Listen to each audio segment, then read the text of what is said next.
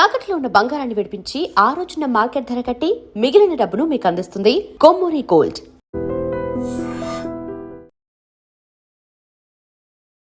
భార్యాభర్తల మధ్య గొడవలు రావడం సహజం. కానీ ఆ గొడవ ఒకరి ప్రాణం తీసేంతగా, మరొకరిని జీవితాంతం జైలు పాలు చేసేంతగా మారుతుందా?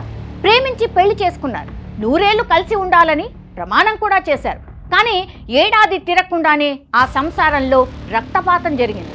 అసలు గొడవ దేనికో తెలుసా? కేవలం టీవీ సౌండ్ తగ్గించు అన్నందుకు. వినడానికి ఆశ్చర్యంగా ఉన్న మంగళగిరి సిడ్కో ఇళ్లలో జరిగిన ఈ దారుణ ఘటన ఇప్పుడు తెలుగు రాష్ట్రాల్లో సంచలనంగా మారిపోయింది. అసలు ఆ రాత్రి ఆ ఇంట్లో ఏం జరిగింది?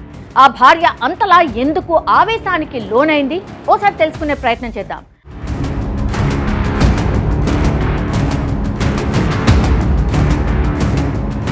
గుంటూరు జిల్లా మంగళగిరి సిడ్కో ఇళ్ల సముదాయంలో అహ్మద్, క్రాంతి అనే దంపతులు నివసిస్తున్నారు.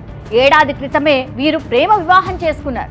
గురువారం రాత్రి టీవీ చూస్తున్న సమయంలో సౌండ్ తగ్గించాలని అహ్మద్ తన భార్యను కోరాడు. దీనిపై ఇద్దరి మధ్య మాటామాట పెరిగింది. ఇది కాస్త గొడవకు దారితీసింది. ఆవేశాన్ని అదుపు చేసుకోలేకపోయిన క్రాంతి కిచెన్లో ఉన్న కత్తితో భర్త అహ్మద్ పై దాడి చేసింది. తీవ్ర గాయాలైన అహ్మద్ ను ఆసుపత్రికి తరలించినా ఫలితం లేకుండా పోయింది. చికిత్స పొందుతూ అతను చనిపోయాడు. స్థానికులు ఇచ్చిన సమాచారంతో పోలీసులు రంగంలోకి దిగారు.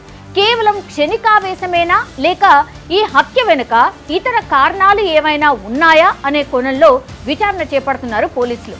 గొడవ ఏదైనా కావచ్చు, కోపం ఎంతైనా రావచ్చు, కానీ చేతికి పని చెప్పే ముందు ఒక్క నిమిషం ఆలోచించి ఉంటే ఈరోజు అహ్మద్ ప్రాణాలతో ఉండేవాడు.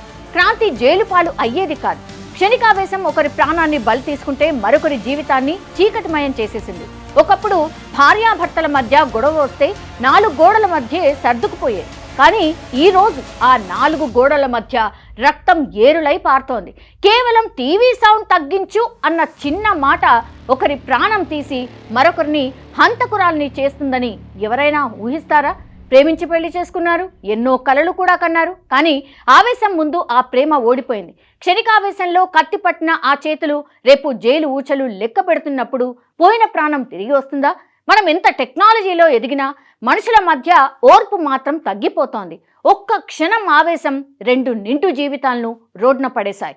ప్రేమించి పెళ్లి చేసుకున్న ఈ జంట కనీసం మొదటి యానివర్సరీ కూడా జరుపుకోకుండానే ఇలా విడిపోవడం బాధాకరం. చిన్న చిన్న గొడవలకు ప్రాణాలు తీసే స్థాయికి వెళ్ళడం ఎంతవరకు సమంజసం? ఈ అసహనం రేపటి తరాన్ని ఎటు తీసుకువెళ్తోంది? ఈ ఘటనపై మీ అభిప్రాయం ఏంటి?